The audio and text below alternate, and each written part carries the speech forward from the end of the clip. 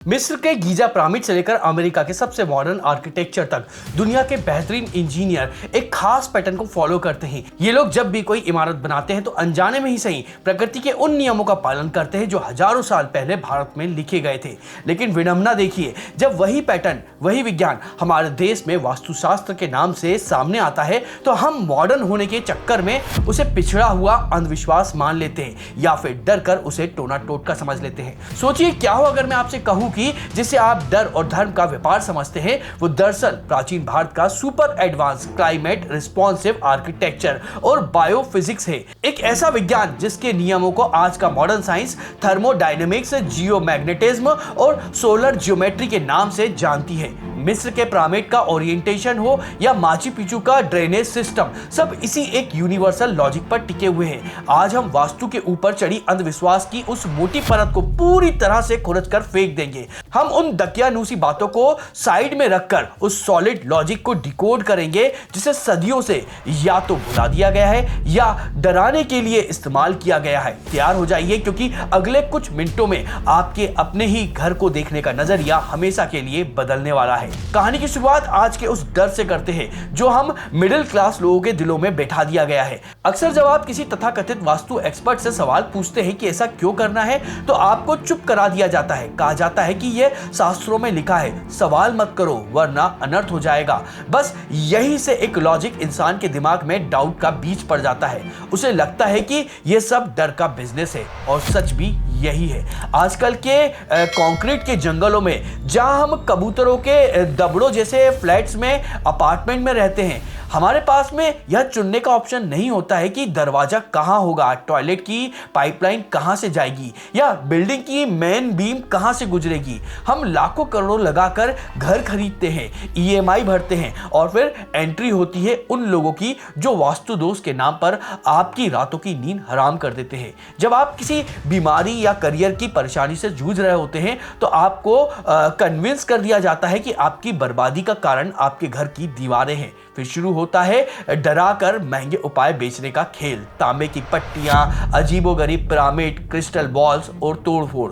मजे की बात यह है कि हमारे किसी भी मूल प्राचीन ग्रंथ, चाहे वो मैमतम हो या फिर समरिंगड़ सूत्रधार, उसमें इन फैंसी उपायों और प्रोडक्ट्स का कोई जिक्र नहीं है। जिस वास्तु को इंसान की मेंटल पीस, सुख शांति और नेचर के साथ में एक परफेक्ट बैलेंस बनाने के लिए लिखा गया था, आज वही वास्तु एंजाइटी और डिप्रेशन का कारण बन गया है। इस डर को खत्म करने के लिए हमें धर्म के विज्ञान के बीच की दीवार को गिराना होगा। हमें समझना होगा कि हमारे पूर्वजों के पास में आज की तरह सुपर कंप्यूटर, 3D मॉडलिंग और सॉफ्टवेयर या सैटेलाइट इमेजनरी नहीं थे, लेकिन उनके पास में ऑब्जर्वेशन यानी निरीक्षण की एक ऐसी गजब शक्ति थी जो आज की मशीनों को भी मात दे सकती है। उन्होंने हजारों सालों तक सूरज की चाल, हवा के बहाव और इंसान के शरीर पर पड़ने वाले असर को स्टडी किया था। लेकिन उस जमाने में डाटा स्टोर करने के लिए हार्ड डिस्क नहीं थी, इसलिए उन्होंने नेचर के इन कॉम्प्लेक्स नियमों को आम आदमी तक पहुंचाने के लिए कहानियों, मिथकों और रूपकों मतलब मेटाफर्स का सहारा लिया और यही से सबसे बड़ा मिसकम्युनिकेशन शुरू हुआ। सबसे पहले उस सबसे बड़े डर को पकड़ते हैं जो हर भारतीय बच्चे ने कभी ना कभी सुना ही होगा। उत्तर दिशा यानी नॉर्थ में सिर करके मत सोना वरना बहुत कुछ बुरा हो सकता है। इसे अक्सर भूत प्रेत, बुरी शक्तियां या मृत्यु की दिशा से जोड़कर डराया जाता है। लोग कहते हैं कि मुर्दे का सिर उत्तर में रखा जाता है, इसलिए जिंदा इंसान को ऐसा नहीं करना चाहिए। लेकिन क्या वाकई कोई ऐसी डरावना टोटका है या इसके पीछे कोई हार्डकोर फिजिक्स और बायोलॉजी काम कर रही है जो सीधा आपके दिल की धड़कन से जुड़ी है? जवाब है बायोमैग्नेटिज्म और ह्यूमन सर्कुलेटरी सिस्टम। हम सब जानते हैं कि हमारी पृथ्वी एक विशाल चुंबक है। इसके गर्भ में पिघला हुआ लोहा मतलब मोल्टन आयरन लगातार घूमता रहता है, जिससे एक पावरफुल मैग्नेटिक फील्ड बनता है जो साउथ से नॉर्थ की तरफ बढ़ती है। अब बात करते हैं आपके शरीर की। आपके शरीर सिर्फ मांस और हड्डियों का ढांचा नहीं है, यह भी एक चलता फिरता बायोमैग्नेट है। ऐसा क्यों? क्योंकि हमारे खून का सबसे जरूरी हिस्सा है हीमोग्लोबिन, और हीमोग्लोबिन के केंद्र में होता है आयरन यानी लोहा। यही लोहा हमारे खून को लाल रंग देता है, और यही लोहा हमारे शरीर को पृथ्वी के मैग्नेटिक फील्ड के प्रति सेंसिटिव बनाता है। वास्तु साइंस और बायोफिजिक्स के हिसाब से इंसान का सिर नॉर्थ पोल मतलब उत्तरी ध्रुव माना जाता है, और पैर साउथ पोल। अब स्कूल की बेसिक साइंस याद करिएगा आप। चुंबक का नियम क्या कहता है? Like poles repels each other, unlike poles attract. यानी दो एक जैसे पोल उत्तर और उत्तर एक दूसरे को रिपल मतलब धक्का देते हैं। जब आप अपना सिर उत्तर दिशा की ओर करके सोते हैं तो सीन कुछ ऐसा बनता है। आपके शरीर का नॉर्थ पोल और पृथ्वी का विशाल नॉर्थ पोल बिल्कुल आमने सामने आ जाता है। पूरी रात जब आप सो रहे होते हैं, आपके दिमाग और पृथ्वी के बीच एक इनविजिबल मैग्नेटिक लड़ाई यानी मैग्नेटिक रिपल्सन चलता रहता है। ये टकराव आपके शरीर में खून के बहाव को एक अदृश्य रुकावट पैदा करने लगता है। आपके दिल को जो पहले ही ग्रेविटी के खिलाफ दिमाग तक खून पहुंचाने का काम कर रहा है, अब इस मैग्नेटिक फोर्स के खिलाफ भी लड़ना पड़ता है उसको। इसका असर एक रात में नहीं दिखता है, लेकिन मॉडर्न स्लीप स्टडीज और कार्डियोलॉजिस्ट का डाटा इसी और इशारा करता है कि लंबे समय तक इस रेजिस्टेंस में रहने से आपका ब्लड प्रेशर बढ़ सकता है। आपका शरीर पूरी तरह से रिलैक्स नहीं हो पाता है। आप 8 घंटे बिस्तर पर तो सोते हैं, लेकिन आपको वो डीप आरईएम स्लीप नहीं मिल पाती है जिससे शरीर रिपेयर होता है। नतीजा, सुबह उठने पर सिर में भारीपन, चिड़चिड़ापन और लो एनर्जी। इसे भी वास्तु में नेगेटिव एनर्जी का नाम दिया गया है। वहीं जब आप दक्षिण मतलब साउथ में सिर करके सोते हैं तो साइंस पलट जाती है। शरीर का नॉर्थ पोल और पृथ्वी का south pole opposite attract. Magnetic field का बहाव आपके शरीर को बायो रिदम के साथ में हार्मोनी में ले आता है। खून का प्रवाह आसान हो जाता है, दिल पर लोड कम पड़ता है और आपको वो गहरी नींद आती है जिसे हम घोड़े बेचकर सोना कहते हैं। तो देखा आपने, यह कोई भूतों का डर नहीं था, यह आपके शरीर की बैटरी को सही तरीके से चार्ज करने का यूजर मैनुअल था। अब हो सकता है कि आपका मॉडर्न दिमाग इसे तुरंत एक्सेप्ट ना करे, क्योंकि हमें बचपन से लॉजिक कम और डर ज्यादा परोसा गया है। लेकिन अगर आप यह मैग्नेटिक लॉजिक समझ गए हैं तो अगला पॉइंट आपको हैरान करके रख देगा, क्योंकि अब हम बात करेंगे आपके घर के वाटर सिस्टम और किचन की। वास्तु में पानी रखने की जगह और रसोई की दिशा का चुनाव कोई रैंडम चॉइस नहीं है, बल्कि ये दुनिया का सबसे पुराना और नेचुरल वाटर प्यूरिफिकेशन और हाइजीन सिस्टम है। वास्तुशास्त्र का एक थंब रूल है जिसे तोड़ा नहीं जाता है। घर का नॉर्थ ईस्ट कोना यानी ईशान कोण हमेशा पानी, पूजा या खुलेपन के लिए होता है। क्यों? सिर्फ इसलिए नहीं कि यह देवताओं की जगह है, इसके पीछे का असली गेम है सूरज की रश्मियां यानी सोलर स्पेक्ट्रम। पृथ्वी अपनी धुरी पर 23.5 डिग्री झुकी हुई है और सूरज का चक्कर लगा रही है। इस टिल्ट की वजह से भारत जैसे देशों में साल के करीबन 8 महीने सुबह की पहली और सबसे कोमल धूप मतलब मॉर्निंग सन नॉर्थ ईस्ट दिशा से ही घर में एंट्री करती है। अब यहाँ आती है साइंस। विज्ञान ने प्रूव किया है कि सुबह की इस कच्ची धूप में इंफ्रारेड किरणें कम होती हैं जो गर्मी पैदा करती हैं, लेकिन इसमें UVA और UVB किरणों की मात्रा बहुत ज्यादा संतुलित होती है। और हम जानते हैं कि UV किरणें बैक्टीरिया और वायरस को मारने की नेचुरल क्षमता रखती हैं। पुराने जमाने में हमारे पास में RO प्यूरिफायर या फिर UV फिल्टर मशीनें नहीं होती थी।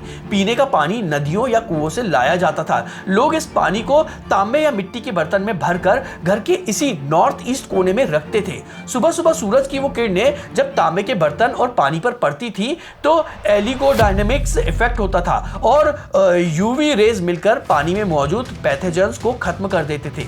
यह पानी को कीटाणु मुक्त करने का नेचुरल फिल्ट्रेशन प्लांट था। सिर्फ पानी ही नहीं, इसी दिशा में बैठकर पूजा या ध्यान करने का नियम भी इसी साइंस का हिस्सा था, ताकि इंसान सुबह सुबह कम कपड़ों में या सूर्य नमस्कार करते वक्त अपने शरीर पर ये किरणें ले सके, जिससे शरीर में फ्री विटामिन डी बने। आज शहरों में विटामिन डी की कमी से डिप्रेशन और कमजोर हड्डियां आम बात हो गई हैं, क्योंकि हमने अपने घरों से नॉर्थ ईस्ट की धूप को ब्लॉक कर दिया है। अब चलते हैं घर के दूसरे सबसे महत्वपूर्ण हिस्से की तरफ, किचन। वास्तु कहता है कि रसोई हमेशा साउथ ईस्ट यानी अग्नि कोण में होनी चाहिए। आखिर साउथ ईस्ट ही क्यों, नॉर्थ या वेस्ट क्यों नहीं? इसके पीछे दो जबरदस्त लॉजिक है, थर्मोडायनेमिक्स और विंड पैटर्न। पहला लॉजिक, धूप साउथ ईस्ट वो कोना है जहां सुबह देर से लेकर दोपहर तक की तेज धूप पड़ती है। पुराने समय में फ्रीज नहीं हुआ करते थे। भारत जैसे गर्म देशों में नमी और ह्यूमिडिटी की वजह से खाने में फंगस, बैक्टीरिया और कीड़े लगने का खतरा सबसे ज्यादा होता था। साउथ ईस्ट की तेज और कड़क धूप किचन के एरिया को नेचुरल तरीके से गर्म और ड्राई रखती थी। गर्मी की वजह से वहां नमी यानी मॉइस्चर पैदा नहीं हो पाता था और खाना लंबे समय तक फ्रेश रहता था। दूसरा और सबसे शानदार इंजीनियरिंग लॉजिक, हवा का बहाव। अगर आप भारत का विंड रोज डायग्राम देखेंगे तो पता चलेगा कि हमारे यहाँ हवा का बहाव ज्यादातर साउथ वेस्ट से नॉर्थ ईस्ट की तरफ होता है। अब इमेजिन कीजिए, अगर आपका किचन साउथ ईस्ट में है तो हवा साउथ वेस्ट से आ रही है, तो खाना पकाते वक्त जो भी धुआं, तेल के कण या मसालों की तीखी गंध होती है वो हवा के दबाव से सीधे खिड़की से बाहर निकल जाएगी। वो धुआं आपके बेडरूम या फिर लिविंग रूम में नहीं फैलेगा। यह बिना बिजली के चलने वाला दुनिया का सबसे बेहतरीन नेचुरल एग्जॉस्ट सिस्टम है और क्रॉस वेंटिलेशन था। ये वो सटीक इंजीनियरिंग थी जो बिना किसी इंजीनियरिंग डिग्री के हमारे पूर्वजों ने हजारों साल पहले क्रैक कर ली थी। ये सुनकर आपको आश्चर्य हो रहा होगा और शायद गर्व भी। अगर आपको ये लॉजिक और फैक्ट इंटरेस्टिंग लग रहे हैं तो चैनल को सब्सक्राइब जरूर कर लीजिएगा, क्योंकि हम अंधविश्वास के पर्दे के पीछे छुपे हुए विज्ञान को सामने लाते रहते हैं। अब आपके मन में एक सवाल आ सकता है, यह सब तो भारत के क्लाइमेट के हिसाब से ठीक है, लेकिन क्या यह पूरी दुनिया पर लागू होता है? जवाब है हाँ। फिजिक्स के नियम बॉर्डर बदलने से नहीं बदल जाते हैं। चलिए भारत से बाहर निकलते हैं और चलते हैं मिस्र के रेगिस्तान और पेरू के ऊंचे पहाड़ पर। मिस्र के महान गीजा पिरामिड को बनाने वाले इंजीनियर्स ने कभी भी संस्कृत नहीं पढ़ी होगी, लेकिन उन्होंने नेचर की उस यूनिवर्सल लैंग्वेज को डिकोड किया था जिसे हमारे ऋषियों ने समझा था। पिरामिड का ओरिएंटेशन उत्तर, दक्षिण, पूर्व, पश्चिम दिशाओं के साथ में इतना परफेक्टली अलाइन है कि आज के मॉडर्न सर्वे इंस्ट्रूमेंट भी उसमें गलती नहीं निकाल पाते हैं। पिरामिड का बेस मतलब नींव बेहद भारी और चौड़ा है और उसका टॉप मतलब शिखर हल्का और नुकीला। ये ठीक वही सिद्धांत है जो वास्तु में घर के साउथ वेस्ट हिस्से को सबसे भारी मतलब मैसिव और नॉर्थ ईस्ट हिस्से को हल्का और खुला रखने को कहता है। यह स्ट्रक्चर स्टेबिलिटी का वो नियम है जो इमारतों को हजारों सालों तक भूकंप और तूफान से बचाता है। यही नहीं, हजारों किलोमीटर दूर पेरू के ऊंचे पहाड़ों पर बादलों के बीच बसे रहस्यमय शहर माचू पिचू को देखिए। इंका सभ्यता के इंजीनियर ने पहाड़ों को काटकर उन्हें समतल करने की गलती नहीं की। उन्होंने पहाड़ों की नेचुरल ढलान के साथ में अपना शहर डिजाइन किया। वहां का ड्रेनेज सिस्टम ग्रेविटी के उस नियम पर काम करता है जो वास्तु के पानी के बहाव के लिए बताया गया है। नियम कहता है पानी हमेशा ऊंचे साउथ वेस्ट से नीचे नॉर्थ ईस्ट की तरफ बहना चाहिए। माचू पिचू में भी पानी को शहर से बाहर निकालने के लिए इसी ढलान का इस्तेमाल किया जाता है ताकि भारी बारिश में भी शहर में पानी ना रुके और लैंडस्लाइड ना हो। यह सस्टेनेबल इंजीनियर का वो उदाहरण है जिसे आज के सिविल इंजीनियर स्टडी करते हैं। यहां तक कि अमेरिका के सबसे महान modern architect Frank Lloyd Wright, उनका बनाया हुआ मशहूर घर फॉलिंग वाटर भी इसी फिलॉसफी का जीता जागता सबूत है। राइट्स का मानना है कि घर जमीन पर कब्जा करने के लिए नहीं बल्कि जमीन में से उगने के लिए बनाना चाहिए। उन्होंने एक प्राकृतिक झरने को रोका नहीं, उसके बहाव को मोड़ा नहीं, बल्कि अपने घर को उस झरने के ऊपर ही डिजाइन कर दिया। प्रकृति के साथ में यही तालमेल, यही हार्मोनी वास्तुशास्त्र का असली सार है। अब तक आप समझ चुके होंगे कि वास्तु के नियम सॉलिड साइंस पर टिके हैं, लेकिन फिर उस एक चीज का क्या जो सबसे ज्यादा कंफ्यूजन पैदा करती है? वो वास्तु पुरुष की कहानी, वो अजीब सा चित्र जिसमें एक भयानक राक्षस को जमीन पर एक चौकोर नक्शे मतलब ग्रिड में उल्टा लेटा हुआ दिखाया जाता है।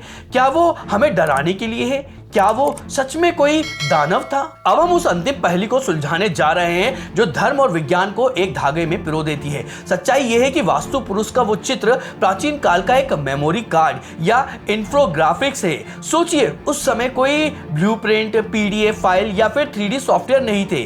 ज्ञान को लिखकर रखने की सुविधा बहुत सीमित थी। तो एक आम मिस्त्री, एक मजदूर या एक सामान्य इंसान को यह कॉम्प्लेक्स इंजीनियरिंग कैसे समझाई जाए? कैसे याद दिलाया जाए कि घर का कौन सा कोना भारी रखना है और कौन सा हल्का। हमारे ऋषियों ने इस बोरिंग टेक्निकल डाटा को एक रोचक कहानी यानी मेटाफर्स में बदल दिया। मत्स्य पुराण की कथा के अनुसार शिव और अंकासुर के युद्ध के पसीने से एक विशाल प्राणी पैदा हुआ जो सब कुछ खाने लगा। देवताओं ने मिलकर उसे जमीन पर उल्टा पटक दिया और दबा दिया। उसका सिर नॉर्थ ईस्ट मतलब ईशान में रखा गया और पैर जो था वो साउथ वेस्ट में रखा गया। और सबसे जरूरी बात, षष्ठी के रचयिता ब्रह्मा जी उसकी नाभि मतलब नेवल पर बैठ गए। ये कहानी अंधविश्वास नहीं बल्कि एक कोडिंग लैंग्वेज थी। इसे डिकोड करें तो विज्ञान कुछ ऐसा निकलता है। सिर नॉर्थ ईस्ट में, इंसान का सिर नाजुक होता है, इसलिए घर का यह हिस्सा सबसे हल्का रखो। यहाँ बीम या पिलर मत डालो, इसे खुला रखो ताकि कॉस्मिक एनर्जी, धूप और हवा अंदर आ सके। पैर साउथ वेस्ट में, पैर शरीर का वजन उठाता है, इसलिए घर का यह हिस्सा सबसे भारी और ठोस और मोटा होना चाहिए। यहाँ मास्टर बेडरूम बनाओ, भारी अलमारियां रखो। इसके पीछे का फिजिक्स, साउथ वेस्ट दिशा दोपहर की सबसे तीखी और हानिकारक धूप मतलब हीट गेन को झेलती है। यहाँ की दीवारें अगर मोटी होंगी, भारी होंगी तो वो थर्मल शील्ड का काम करेंगी और घर को गर्म होने से बचाएंगी। नाभि मतलब ब्रह्म स्थान खाली होना चाहिए। ब्रह्मा जी का यह स्थान यानी घर का बिल्कुल बीच का हिस्सा, इसे खाली रखने का भी नियम है। वेंटिलेशन साइंस है, इसे स्टेक इफेक्ट कहा जाता है। घर के बीच का खाली आंगन घर के फेफड़ों का काम करता है। जब घर गर्म होता है तो गर्म हवा हल्की होकर ऊपर उठती है और इस खुले आंगन से बाहर निकल जाती है। उस वैक्यूम को भरने के लिए खिड़कियों से ठंडी हवा अपने आप अंदर खिंची चली आती है। यह बिना एसी के घर को ठंडा रखने का नेचुरल तरीका था। तो दोस्तों, वास्तु पुरुष कोई राक्षस नहीं था, वह उस जमाने का इंजीनियरिंग मैनुअल था जिसे एक माइथोलॉजिकल कैरेक्टर की शक्ल दे दी गई ताकि लोग इसे कभी भूल ना सके। यह एक ऐसा इंफॉर्मेशन रिटेंशन सिस्टम था जिसने हजारों सालों तक बिना किसी लिखित दस्तावेज के इस विज्ञान को एक पीढ़ी से दूसरी पीढ़ी तक सुरक्षित पहुंचाया। तो अब सबसे बड़ा सवाल यह आता है कि आज के समय हम इसका क्या करें? क्या हम अपने बने बनाए मॉडर्न फ्लैट को तोड़ दें क्योंकि उनका टॉयलेट सही दिशा में नहीं है? बिल्कुल नहीं। वास्तु का मकसद आपको डराना नहीं बल्कि अवेयर करना है। इसका उद्देश्य तोड़फोड़ करना नहीं बल्कि एडजस्टमेंट करना है। आज जब हम प्रकृति से दूर बंद डिब्बों जैसे एसी कमरों में एक अनहेल्दी और तनाव भरी जिंदगी जी रहे हैं तो वास्तु के ये सिद्धांत पहले से भी कहीं ज्यादा जरूरी हो जाते हैं। आप अपने फ्लैट की दीवारें नहीं बदल सकते हैं लेकिन आप अपनी आदतें बदल सकते हैं। आप यह सुनिश्चित कर सकते हैं कि दिन में कम से कम कुछ घंटे खिड़कियां खुली रहें ताकि हवा का फ्लो बना रहे। आप अपने सोने की दिशा बदलकर अपनी नींद की क्वालिटी और हार्ट हेल्थ को बेहतर बना सकते हैं। आप अपने घर के बीच के हिस्से मतलब ब्रह्म स्थान से भारी सोफे हटाकर उसे थोड़ा हल्का कर सकते हैं ताकि एनर्जी फ्लो होती रहे। वास्तुशास्त्र हमें यह याद दिलाता है कि हम नेचर से अलग नहीं है, हम उसका हिस्सा है। एक अच्छा घर सिर्फ महंगी ईंटें या इटालियन मार्बल या फैंसी मतलब झूमरों से नहीं बनता है बल्कि हवा, पानी और रोशनी के साथ सही तालमेल बिठाने से बनता है। जब हम अपने घर को प्रकृति के नियमों के साथ में थोड़ा सा भी अलाइन करते हैं तो हमारा शरीर और दिमाग अपने आप हील होने लगता है। यह कोई चमत्कार नहीं है, यह प्योर साइंस है जिसे हमने अज्ञानतावश जादू टोना मान लिया था। यह हमारे पूर्वजों का दिया हुआ अनमोल वैज्ञानिक खजाना है जिसे आज फिर से समझना और अपनाने की जरूरत है। इस वीडियो को देखने के बाद अपने घर को एक बार ध्यान से देखिएगा। आपको वहां ईंटों के बीच छुपा हुआ वो विज्ञान नजर आएगा जो आपकी सेहत का ख्याल रखता है। वास्तु के नाम पर आपको आज तक सबसे ज्यादा किस बात ने डराया था और क्या यह लॉजिक जानने के बाद आपका डर खत्म हुआ है? नीचे कमेंट में हमें अपने अनुभव जरूर बताइएगा, हम हर कमेंट पढ़ते हैं। और यह वीडियो अगर आपको पसंद आया तो इस वीडियो को लाइक करिएगा, अपने साथियों के साथ में शेयर करिएगा और अभी कमेंट को स्वैप करके हाइप नाम का नया ऑप्शन आया है तो इस वीडियो को हाइप भी करिएगा। और साथ में ही अगर आप हिंदू धर्म से जुड़े हुए ऐसे ही रोचक वीडियो देखना चाहते हैं तो उसके लिए हमारे चैनल को सब्सक्राइब कर लीजिएगा। तो चलिए मिलते हैं अगले और किसी और रोचक वीडियो में।